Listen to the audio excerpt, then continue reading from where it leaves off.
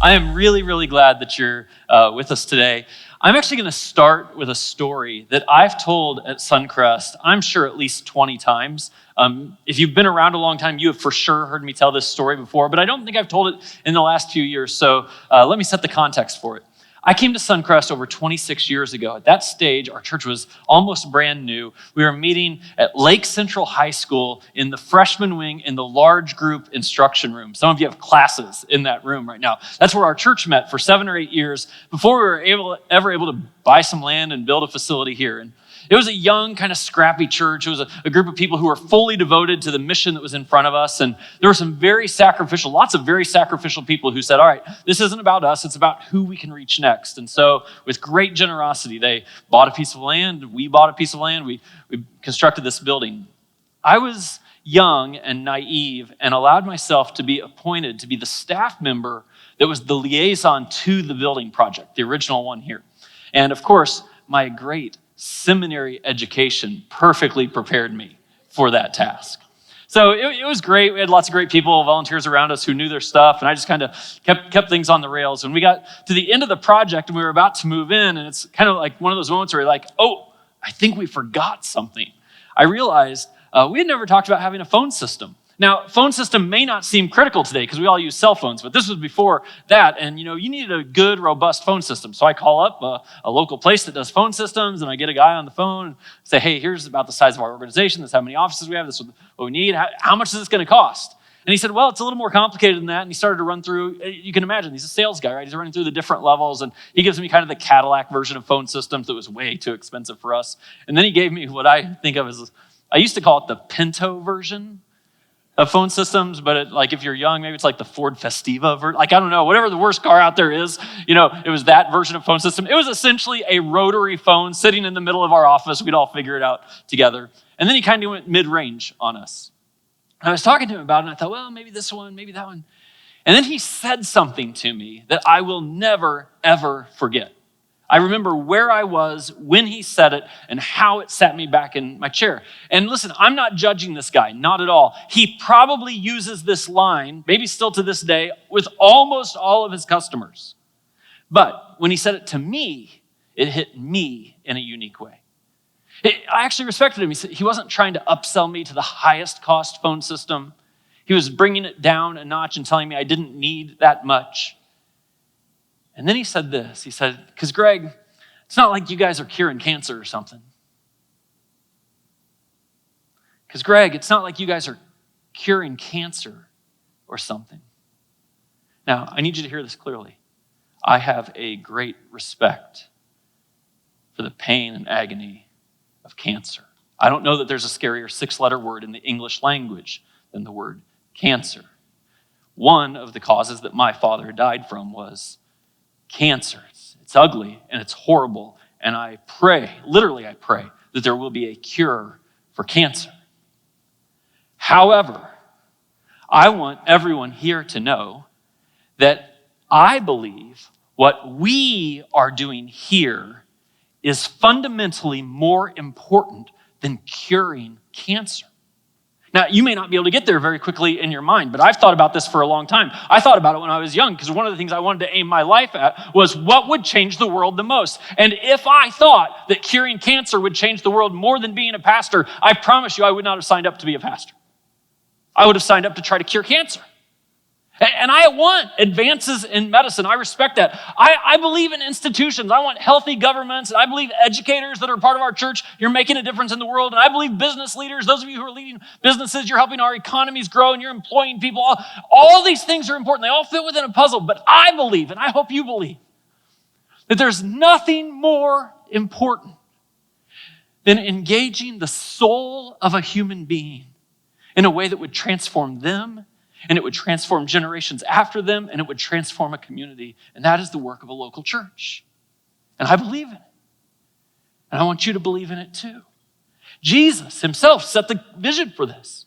And he's the one who said, I will build my church, and the gates of hell will not overcome it. That there is such a strength and such a passion and such a need for a church to transform people's lives and then the community around it, that this is the most significant calling that you and I could be a part of. So, from time to time, I take a chance on a weekend to say, hey, let's talk about our vision as a church. And I got to tell you, I have a little bit of a love-hate relationship with weekends like this. This is the part that I love. I love that whether you've been around here for just a few weeks or whether you've been around here for 25 years, that you get kind of refreshed and reminded, informed about what matters around here. I think it's good for us to come back to the core from time to time and start to envision the future together and to see what's next. Even if you're just a guest, even if you're not a follower of Jesus, I'm glad that you're here because I think you'll get a good picture into our church as I talk about this over the next few minutes. And I think it's probably especially important right now because of what we have gone through and what the whole world has gone through with COVID. It's been a massive disruption. It's been a massive disruption for our church. And there is a season that we will not forget where it's like, hey, all those big plans and dreams, just set them to the side. Let's just hold on. Let's just try to make it through. Let's try to hold things together. And that was a season of COVID for a long time. But we've certainly emerged from that. And I don't know if you know this, but the year 2022 at Suncrest has been the fastest growth year in attendance that we have ever seen. In January, the average attendance was in the 500s in person. In February, it was in the 600s. In March, it was in the 700s. In April, it was in the 800s. And May, it was in the 900s. And all through the summer, which usually dips, something like this, we've just kept seeing these crowds, which we know means going into this fall that there's this chance. So it means a lot of you are new, and I'm thrilled that you're here. And a lot of you have been faithful through a lot, and I'm thrilled that you're here.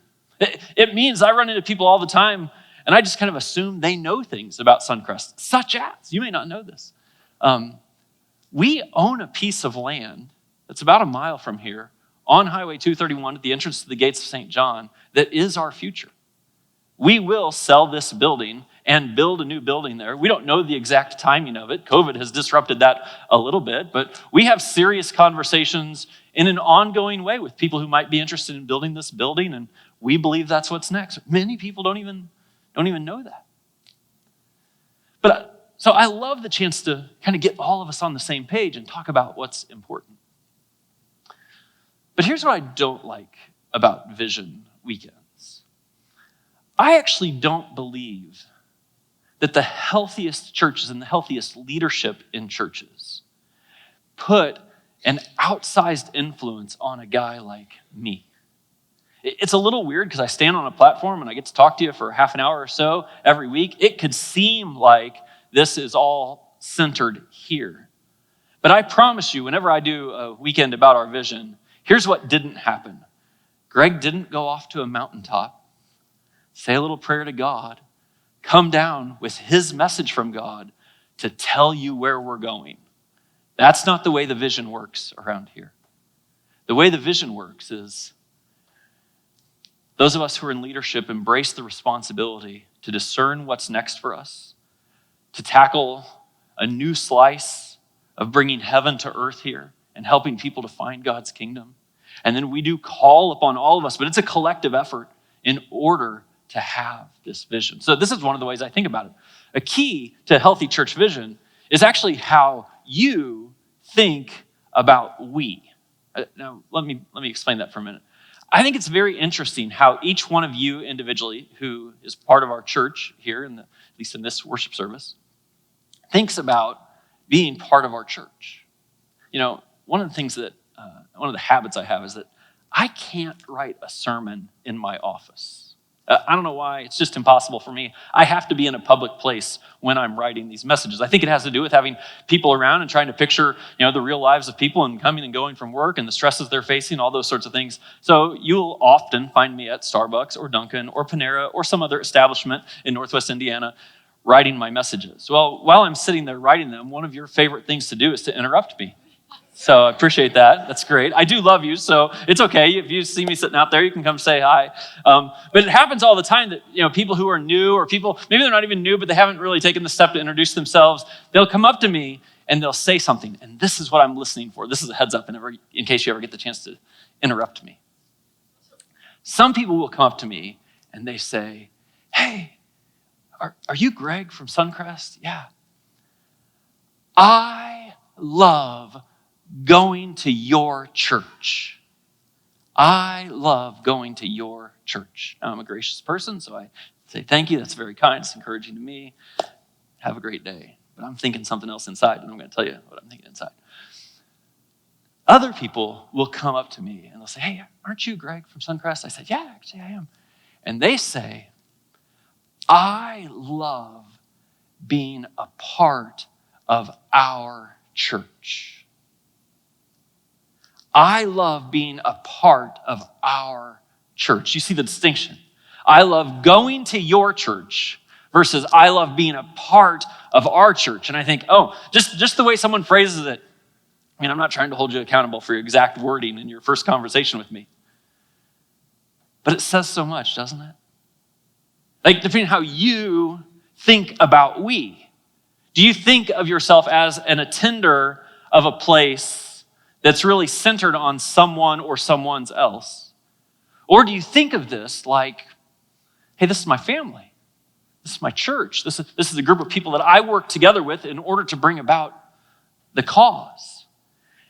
And I desperately work, and our team desperately works all the time to help make sure people don't see this as a weekend show, and instead to be a collective group, maybe even think of it as a family on mission together. Now, we have a mission as a church. This is what we say for years. We say we want to be used by God to change lives. Used by God to change lives. And I always try to explain the two parts. I say change lives is the goal. Transformation in people's lives. I want to see people's marriages saved. I want to see hope instilled. I want to see strength and confidence built. I want to see people live by faith. I want to see people who aren't followers of Jesus become followers of Jesus. Changes everything. I want changed lives. And if no lives are changing around here, we just stop doing whatever we're doing and start doing something else because we have to see changed lives. We acknowledge that it's God who does the changing, that only God has the power to change the human heart. And our role in that is to be used by him. So I tell people all the time, I say, in the kingdom of God, God cares about your abilities, but much, much, much more than your abilities, he cares about your availability. To say, I'd raise my hand. I'd be involved in that. I'd like to be a person who experiences what it's like to let God use me to change lives. And I want to call our whole church to that. But sometimes I think we picture that as the things the church is doing when we're in the room together, the things the church is doing online, the things the church is doing in our programs. And some of you have heard me ask this question before to say, well, what if Suncrest disappeared tomorrow? Would Northwest Indiana be negatively impacted if Suncrest disappeared? And you might think, what if our building disappeared? Or what if these worship services disappeared? But that's not what I mean. And you might even think, what if our kids ministry programs disappeared? Or what if our For the Region partnerships disappeared? But that's not what I mean. What I mean when I say, what would happen if Suncrest disappeared? Would Northwest Indiana be worse off? What I mean is, what if you disappeared from Northwest Indiana? What if each one of us disappeared? And we're not thinking about the collective programs that we do together. We're thinking about each one of us being a follower of Jesus, being used by God to change lives while we walk into our workplaces and our neighborhoods and the schools where our kids go and where we go, and to say, that's us. I think of me as part of we, not just as an observer. And I want you to think about this as we think about our vision as a church. The Apostle Paul writes it like this: we are Christ's ambassadors, as though God were making his appeal through us. This is my question. When you hear this passage, you use the word we. Do you think of you as we? In fact, just to help us a little bit, we're all going to memorize this together here. We're at least going to say it, and I think you'll be able to remember it. I'm going to say it out loud, and then I'm just going to ask us all to repeat with some strength. Don't make me say, oh, come on, do stronger. Okay, don't make me do that. All right. I'll say it out loud, and then let's all say it out loud together, but with the emphasis on we, being you as we. Here we are. We are Christ's ambassadors as though God were making his appeal through us. Let's say it together. We are Christ's ambassadors as though God were making his appeal through us. God is making his appeal through you. You are Christ's ambassadors wherever you go. And so with that tension that I think we can all appreciate, I want to spend a little bit of time first saying, okay, what I'm seeing for us that will take you. There's some things we do collectively to go out there. And then I'm going to flip it in a few minutes and I'm going to say, what am I seeing in you that it will take to help us be better? So, let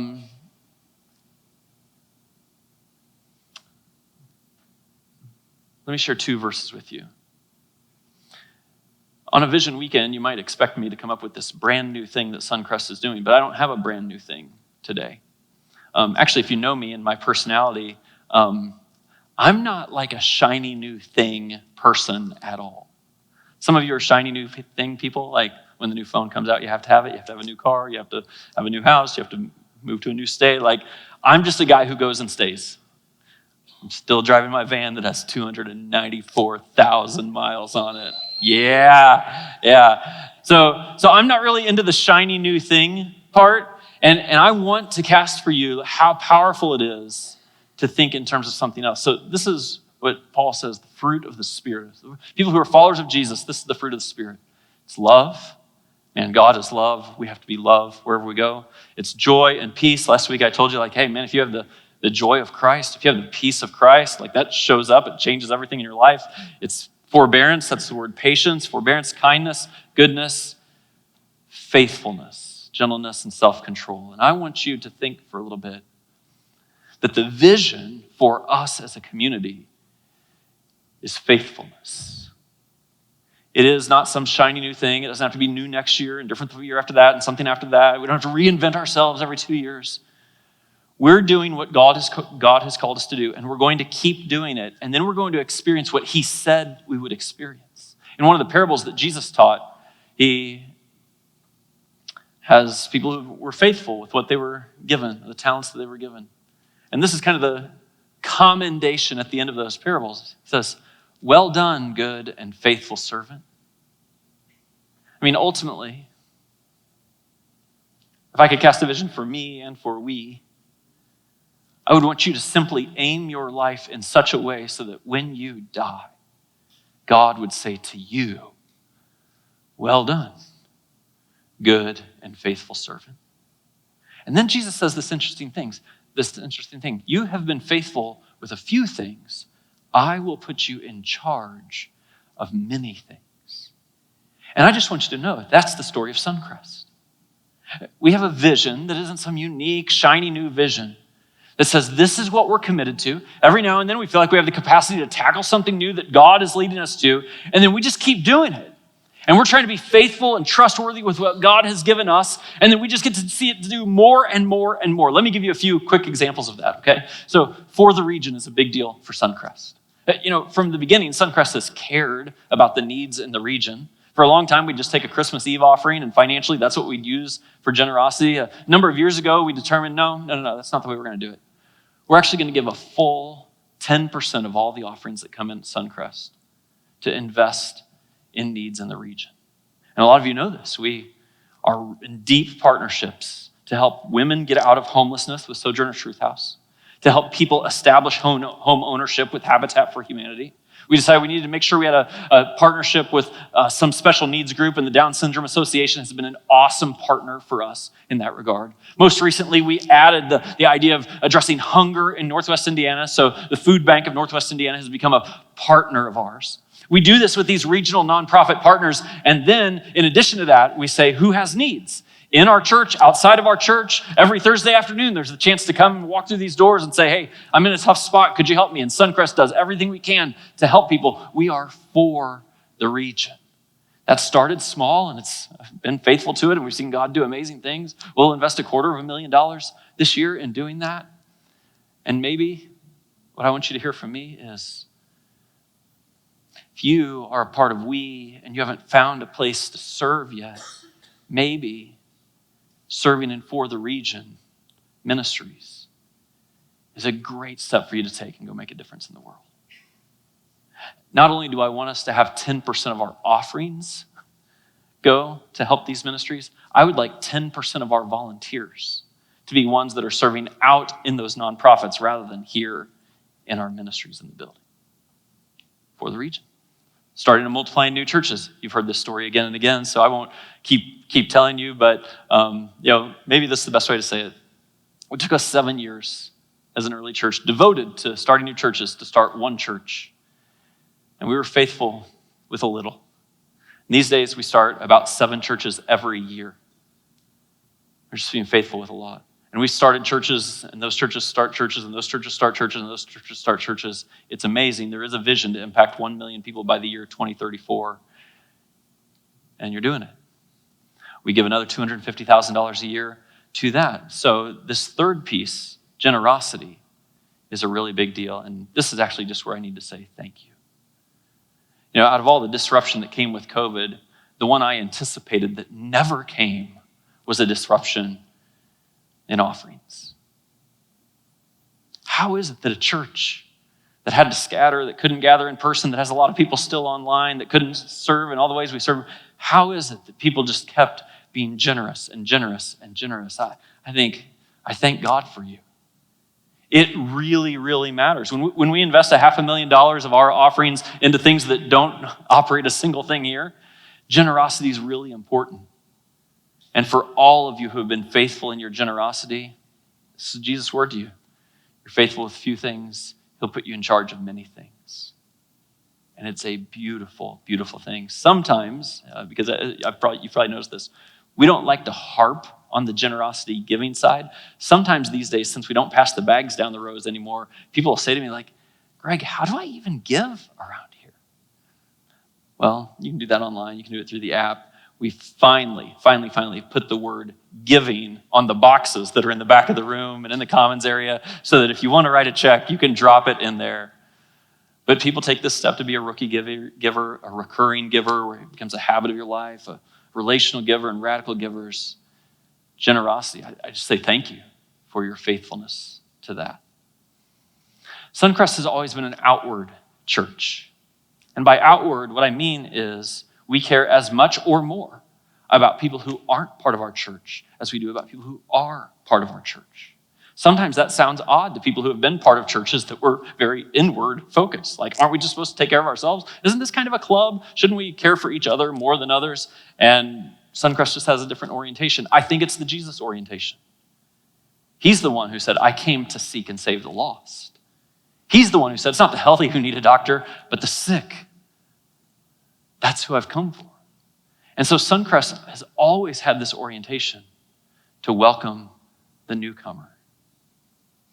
I used to teach a newcomer class around here, and usually people would come if they'd been at the church for a month or 2 or 4 or 6. And I would always tell them in that class, I say, hey, welcome to this class. Just so you know, today you're getting a demotion. When you first come to our church, when you're new, when you're making first steps, we'll roll out the red carpet for you. But in this meeting, I'm now turning the tables and I'm asking you to help us roll out the red carpet for the next group of people. Have you noticed we give gift cards to people who are new? You who have been here a long time, no gift cards for you. That's the way this works. Actually,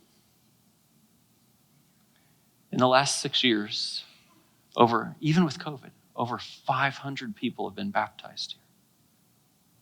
And part of that is an orientation of our church to just care for people who are trying to figure out faith, who are trying to take some first steps, who have never taken this step of baptism before. I'm going to show you just a series of pictures here. These are all from this spring. There's a few things that I love about these pictures. Take a step to the next one. There's parents baptizing their kids. Look at the next one. Just the joy of that baptism. Can you stop on this one just for a second? Let's go back just for a second. This family brings me so much joy. I know some of their families sitting right down here. I'm not even going to look at you. But this family came to Suncrest for the first time at our tailgate night that we had at the big Bears game and all that kind of crazy stuff. And I just see their family being transformed. All right, that's a picture of me. You can take that one down. That's a guy who's in my group, and I just love these pictures. Let's go one or two more. There's a few things I want you to notice about these pictures. There's a lot of friends baptizing friends. And I would like to ask each of you, and kind of your part of our vision, to think, hey, who is it in your life that hasn't taken a step of faith? That could really matter to you. There's parents baptizing their kids. And I think, man, if you're a parent, this is a lot of responsibility to raise your children in such a way that the dedication you did with them wasn't meaningless. You lead them to the place of their faith in Christ. One of the things I love about the pictures when I look through them is I'm like, man, there's so many young people being baptized. And that actually leads into one other thing you should know about our vision that's been true for quite some time. We have part of our vision to say, we're a church that wants to get younger. So sometimes I have to clarify this. I'm just going to say it as clearly as I can. I do love old people. I do. I genuinely love old people.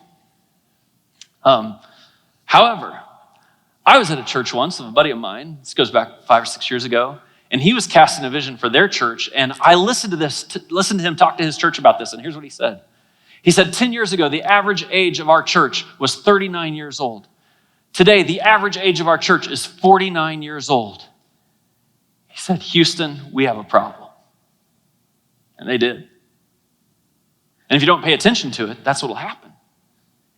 It happens to all kinds of churches. It may have been happening to the church that you grew up in. That's what it feels like, sadly, for the church that I grew up in. And I just listened to that day, and I thought, that will not be us.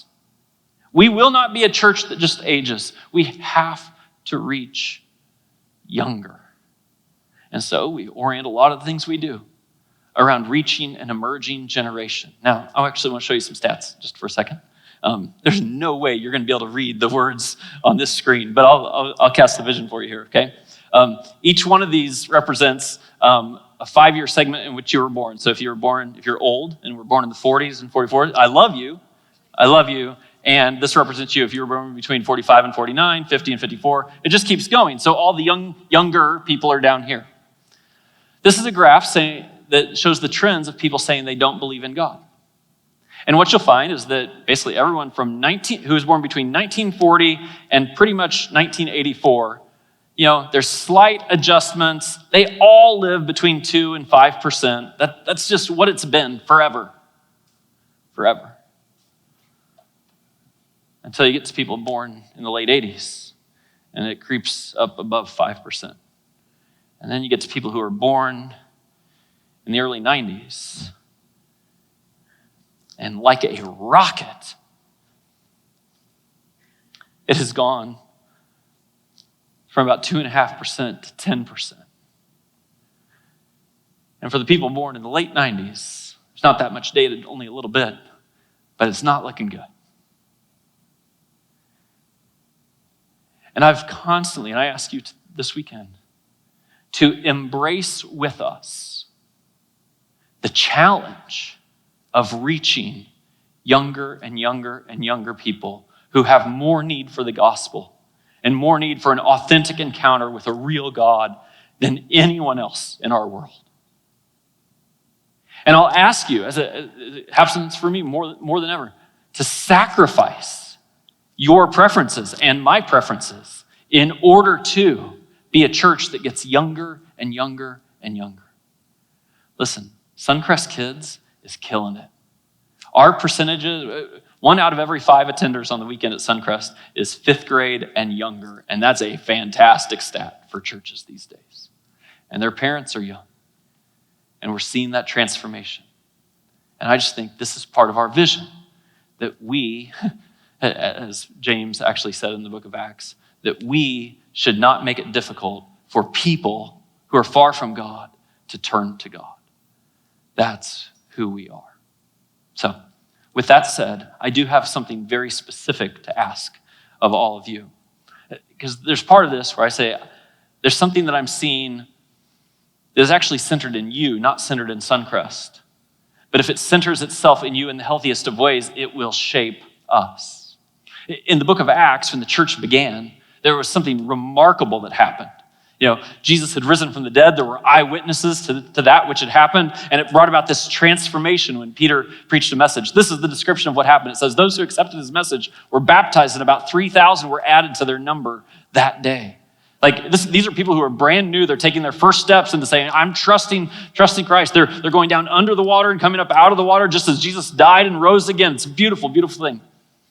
And then it says, immediately, not 2 years later, not they baptized and took some time off so they could settle in. They devoted themselves. And I think the way that we'll be a healthy church is actually not because there's some big vision that comes from the platform for all of you. The way we will be a healthy church is that every person here, every person, will devote yourself to the right things. You know how powerful it is to devote yourself to something? Your life has changed. It has taken its twists and its turns because of what you have chosen to devote yourself to. They may have been good decisions, they may not have been good decisions, but whatever you devoted yourself to, that shaped who you are, and then, I don't know if you know this, but it shaped the generations that come after you. And we get to choose what we devote ourselves to. And these people who had experienced this life with Christ said they would devote themselves to the apostles' teaching, fellowship, to the breaking of bread, and to prayer. Comment just for a moment. Would you devote yourself to the apostles' teaching? Would you devote yourself to the narrow road? Would you devote yourself to being a person who, when Jesus says, here's these words of mine, and puts them into practice? Each week, week in, week out, every experience you have, every time you open the scriptures, just devote yourself to the apostles' teaching. I'm going to go to the end of the list. Devote yourselves to prayer. This is an encounter with God. I hope a daily encounter for you, where you actually have a spiritual experience. And I'm not saying that it's this, emotional high nirvana experience every day. It's just the time you kind of open your hands and you say, God, this is what I need, and I need to hear from you. It's just devoting yourself to that habit of prayer. They devoted themselves to the breaking of bread. This is actually an image of communion. But they did it collectively when they were together. And the breaking of bread was a reminder that Christ died for us. That changed me. And he rose again, and that calls me to something. And they just devoted themselves to that practice. And they devoted themselves to the fellowship. Now, fellowship's an old Bible word. But what it means is they devoted themselves to being relationally connected to one another.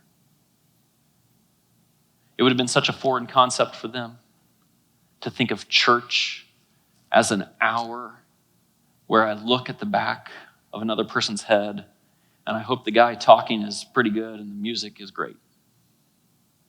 That would be such a foreign concept to them. They decided that church needed to be a relational experience. In fact, this is the way that I say it. Everything changes for you when church is a relational experience. So, as you've already heard, we're hoping that everyone in our church, every adult in our church, will take the step to just give a 6 week. You can think of it as a trial. You can think of it as an experiment, but just give 6 weeks to say, you know what? I'll do something here that's beyond sitting in rows. Now, if you're already in a group or you're already on a serving team, you're going to have this full experience as we start this thing next week. But if you haven't, I want to encourage you to do that. And just for a brief moment to encourage you to do that, I'm going to bring out a friend of mine. I say a friend of mine pretty loosely. This is Kevin, and I met him yesterday. So how about that for a friend of mine? Would you welcome Kevin? Thank you, Greg. Yeah. Now, I think I did shake your hand in the commons area sometime, like in the last year or so. Right. But we sat down and talked for the first time yesterday. But I heard about this group experience that you had. So give us a little image. How did you end up in Northwest Indiana and at Suncrest? Well, I came from Indianapolis for work, for my job, which is why most of us either come back to the region unless we're born here, right? And I started for a few years looking for my church home. Mm-hmm. And I would go to churches, and I really didn't feel sort of connected. I didn't feel what I was looking for. Mm-hmm. One Sunday, I ventured down here, and it clicked. And I was talking to Mitch outside, and I said, I'm willing to do a 6-month commitment. And because I found in my faith journeys you talk about, you have to commit to the church you want to be a part of. You can't just, I don't like this one day and dip out. So. Yep. So then you start taking some steps into some relational experiences here. Exactly. I got into Starting Point right away. Yes. I did the 8 weeks of that, including the bonus 9th week. It's secret. It was pretty cool. Yeah. Hey, Starting Point starts next weekend. It's for exploring your faith. Kevin thought it was cool. Highly recommend it. Highly recommend it. Really great way to get to know people and to sort of get an idea of what Suncrest was all about. Yep. So after that was over, I was 100% committed. But I still was, admittedly, like you said, sort of like sitting in the back, looking at people's heads and sort of enjoying church for what it was, enjoying the preaching. And I sort of had a moment where I knew that it was time to take the next step. And I knew from past experiences at churches when I was down in Indianapolis, when I was down in Michigan, or up in Michigan, that being part of a small group was that transformational experience, that relationship that I needed in order to take that next step and to really be a participant in the church. So Group Link was coming. I was a little bit wary. I know that I'm an actor, so I'm pretty good at being sort of here, but I'm incredibly introverted and shy. Sometimes it comes off as a little prickly, so I wasn't super excited about that, but I wanted to be transformed. So I showed up, they put me with the group. I had a little baggage, I thought. In other groups, I can be a little bit candid in my faith questions. I struggle with my faith at times. I'm not afraid to be open about that. So I sat down with the person who'd be my group leader. I said, I've been kicked out of a small group before. I am about to have some minor brain surgery, so I'm only going to be part of the group for like once or twice. Then you'll minor brain surgery? Yeah, just minor. Yeah, okay. Then you'll have to pray for me, and you have to bring me like soup and stuff because that's what you do.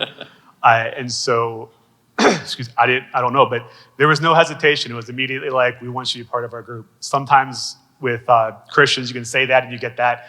They're like, I don't want you part of my group. But then they remember they're Christian, so they're like, oh yeah, come. Yeah. But no, immediately, totally open. And I felt part of the group for who I am because Suncrest is very opening. I felt very accepted. But it's easy, I felt, to kind of be accepted when I'm just like a person. But in a small group, it's a little scary because they get to know who I am with all of my baggage and ugliness and whatnot. And I still feel accepted and loved. And it's been a great experience. So, bottom line here, I'm about ready to twist all their arms as their pastor to say you should be in a group. Right. But that's what the pastor's supposed to say. Right. So could you do that for me? Yeah, absolutely. And if you want to ask me more questions or something like that, feel free to find me at some point. I have a big beard and I look kind of prickly, and it's okay. But I'd love to talk to you about it. It's really important. I feel absolutely blessed that I was asked to come up here and tell you about it. It's not just like added value, I think, is what I've been kind of saying in terms of like getting more streaming services added. Like it'd be nice if we could, but it's not necessary. To me, it's as necessary as having like the added value of like a cell phone or internet access.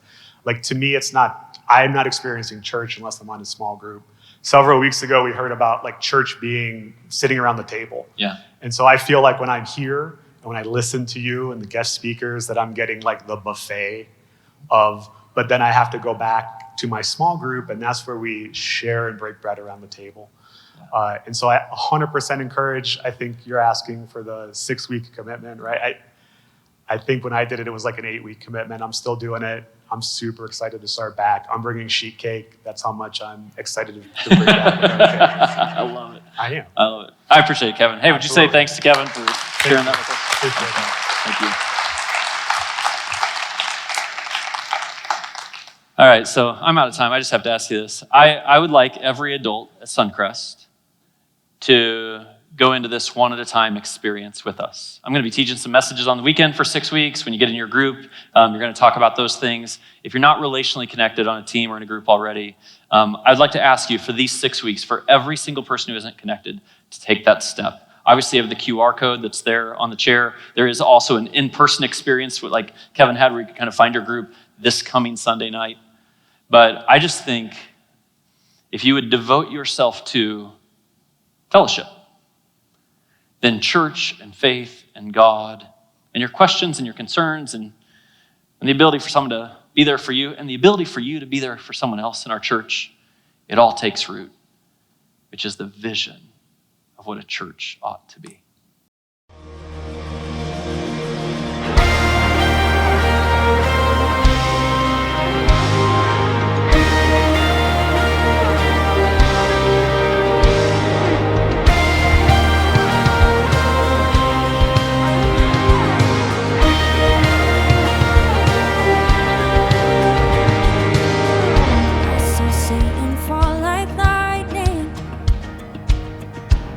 saw darkness run for cover, but the miracle that I just can't get over, my name is registered in heaven. I believe in signs and wonders. I have resurrection power. Still the miracle that I just can't get over, my name is registered in heaven. Oh, my praise belongs to you forever. This is my testimony from death to life, 'cause grace rewrote my story. I'll testify by Jesus Christ the righteous. I'll testify. This is my testimony. This is my testimony.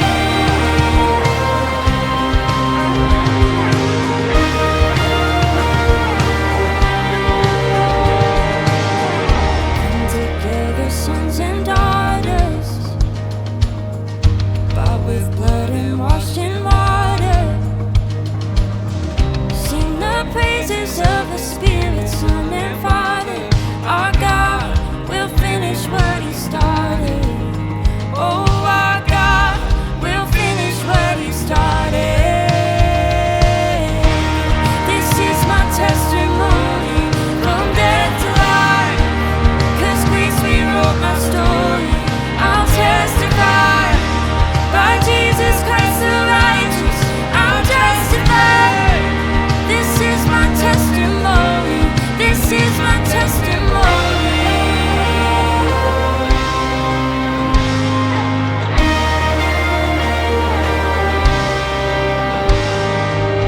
If I'm not dead, you're not done.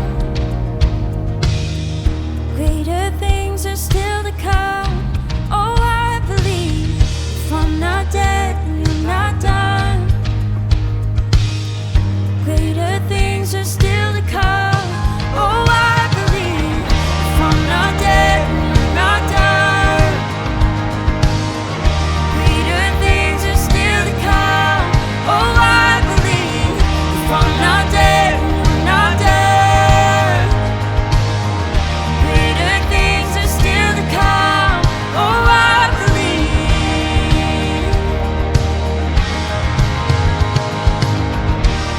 This is my testimony from death to life, 'cause grace rewrote my story. I'll testify by Jesus Christ the righteous. I'm justified. This is my testimony.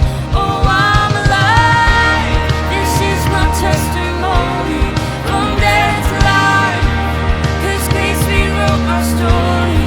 I'll testify by Jesus Christ the righteous. I'll testify. This is my testimony.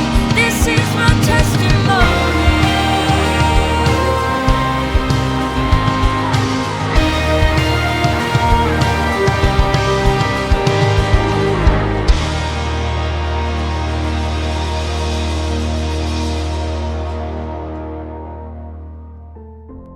I hope that this has been a meaningful experience for you, even online.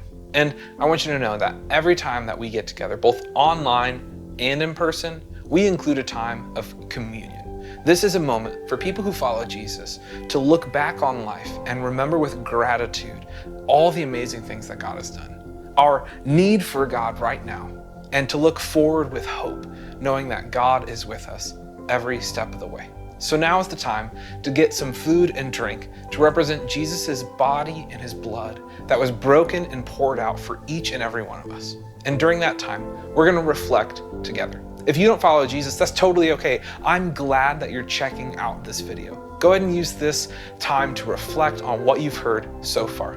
And with that, let's focus on the love of Jesus together.